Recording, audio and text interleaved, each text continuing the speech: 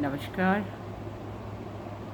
आज हम छोटे छोटे बिंदुओं पर आप लोगों से अपने विचार को साझा करेंगे और आप सभी जो दर्शकगण हैं उनका स्वागत है अगर आपको उसमें कोई संशोधन करने की आवश्यकता महसूस होती है। वैसे वो तथ्य हैं, उसको ध्यान से सुनिएगा।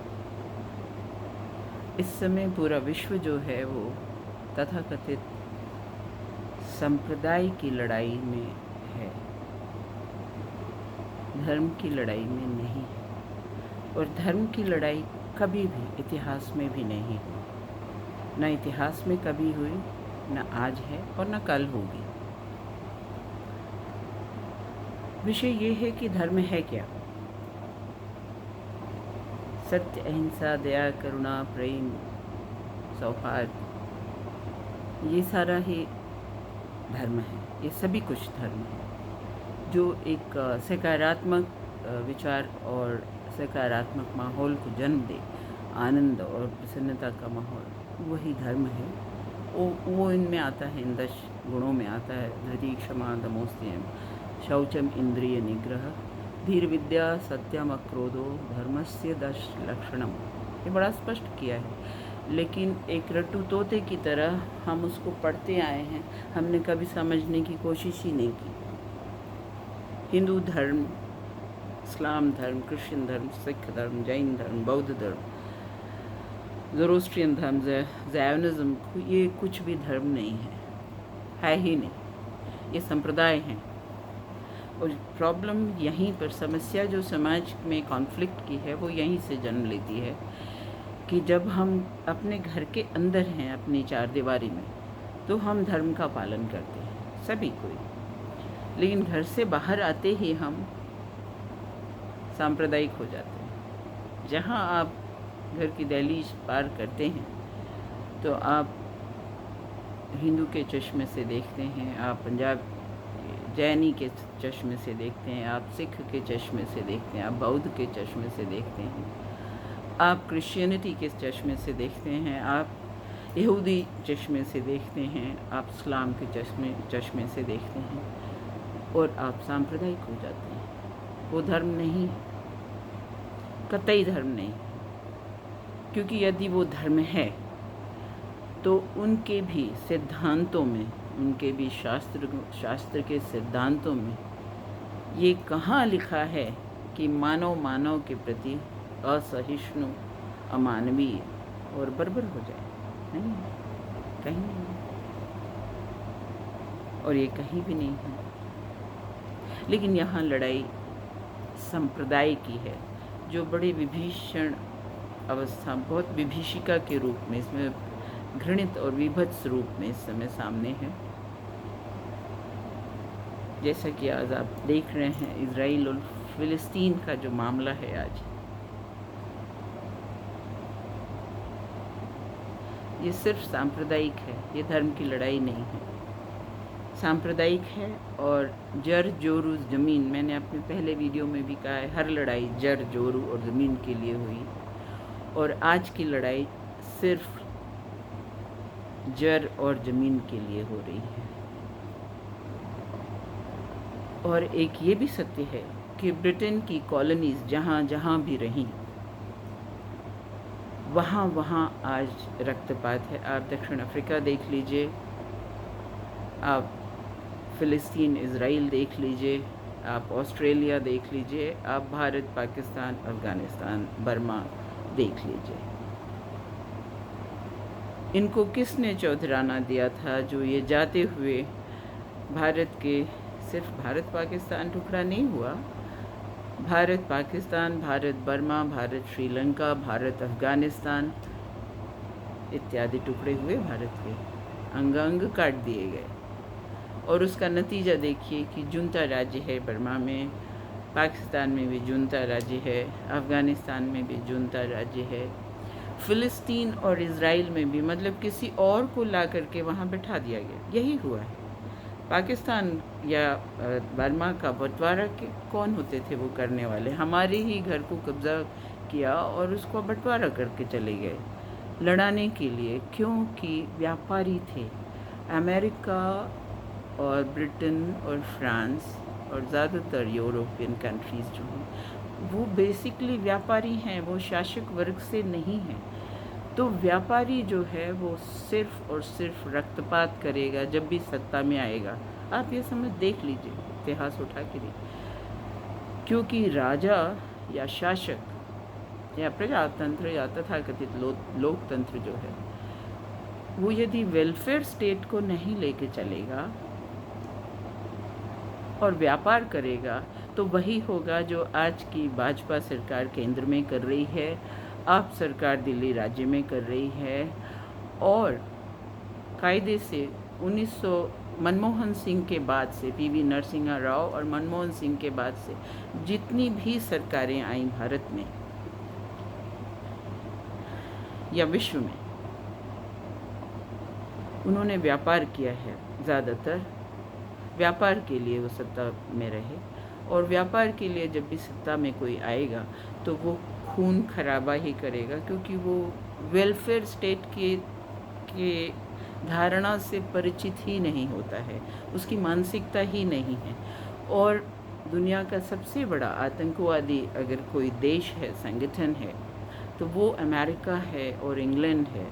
नहीं तो आज जो हम छाती चौड़ी कर रहे हैं गोदी मीडिया वाले कि रफ़ाया की लड़ाई में जोधपुर कैवेलरी, हैदराबाद कैवेलरी और मैसूर कैवेलरी ने फतह हासिल की थी, तो कौन मैं खामखा एक गुलाम देश के समझौतेवादी कायर रजवाड़ों की सेना को विदेश की भूमि पे उतारा गया था रक्तपात के लिए, तो हमारे उसमें वो क्षत्रिय या हैदराबाद के लड़ाके या मैसूर के लड़ाकी फ़ौज की जान गई थी, और वो भारत का उससे कुछ लेना देना नहीं था, ना भारत का लेना देना था, ना भारतीयों का लेना देना था। मुद्दा ये है कि यहूदी इसमें दो राय नहीं है कि 70 AD से पहले आप जाएंगे तो यहूदी जो हैं वो जेरूसलम के मूल निवासी हैं, और यहूदी धर्म से ही क्रिश्चियनिटी और इस्लाम का जन्म भी हुआ है, ये भी ध्रुव सत्य है। तो ऐसा नहीं ना है कि हमारे 4 बेटे हैं हमारे आने वाली पीढ़ियों में, तो वो हमारी संपत्ति का अधिकार खो देंगे, ऐसा नहीं हो सकता है। यदि हम हैं और हमारी आने वाली पीढ़ियों में शाखाएं बढ़ जाती हैं विचारों के मतभेद के कारण से, तो उसमें जो हमारी पुश्तैनी जो संपत्ति है उसका बंटवारा स्वयं होगा उनके बीच में, और वो स्वाभाविक रहेगा। लेकिन उसमें किसी बाहरी सत्ता का जब हस्तक्षेप होगा, ज़बरदस्ती का चौधरी बनने का, तो वही होगा जो अंग्रेज़ों ने भारत पाकिस्तान, अफ़गानिस्तान, भारत श्रीलंका, भारत बर्मा के साथ किया। वही स्थिति वहाँ भी है। और इसमें आज के भारत के तथाकथित रिटायर्ड IPS ऑफिसर्स यूपी से, दिल्ली से और कई जगहों से, गुजरात से, जो भाषणबाजी कर रहे हैं कि पूरा विश्व इस पक्ष के साथ खड़ा है, ऐसा नहीं है, बिल्कुल भी झूठ है। ये सिर्फ चाटुकार और आर्म के सौदागर देश, इस समय मोदी सरकार पूरी तरीके से अमेरिका, CIA और FBI के चरणों में चाट रही है और लोट पर लोट हो रही है, और उन्होंने बिल्कुल सरेंडर कर दिया है, क्योंकि फ़िलिस्तीन और इज़राइल के बिना पीछे गए हुए आप किसी भी निर्णय पे आज नहीं पहुंच सकते। उनको आपस में समझौता अगर चौधरी पना करना भी है तो समझौता जो है वो मिनिमम एग्रीड प्रोग्राम पे ही होना चाहिए। और जो धर्म है, धर्म ये कहता है कि जो गुनहगार है उसको सज़ा दो। यदि किसी ने हत्या की है तो उसको अंतर्राष्ट्रीय कानून के तहत, वहाँ के विधि सम्मत जो कानून है उसके तहत उसको आप सजाए मौत भी दीजिए, क्योंकि बच्चों, स्त्रियों, वृद्धों के प्रति, आबाल वृद्ध के प्रति किया गया कोई भी संहार, कोई भी यातना, प्रताड़ना अक्षम्य है, शास्त्रों के अनुसार भी और मानवता के आधार पे भी। उसकी आप सज़ा, किसी दंड, सज़ा का जो प्रावधान है, अपराध का जो प्रावधान है, वो दंड या सज़ा के माध्यम से दिया जाना चाहिए, न कि आप नरसंहार पे उतर आएँ, क्योंकि ये नरसंहार अनगिनत नरसंहार को जन्म दे रहा है। ये ना भूलें।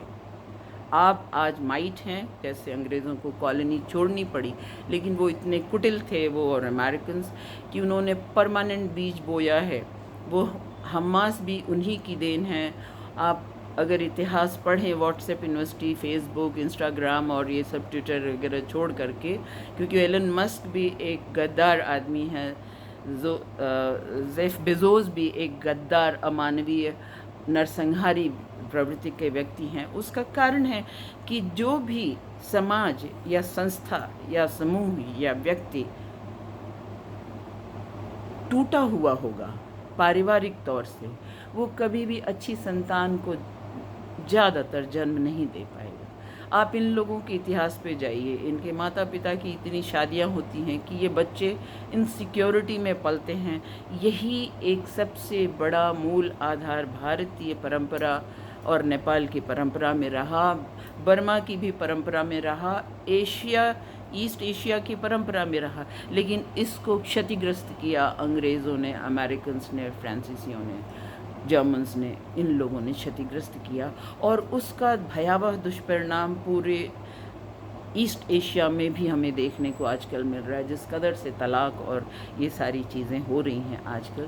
तो बिखर गया है, ताना बाना समाज का पूरी तरीके से बिखर के टूट गया है।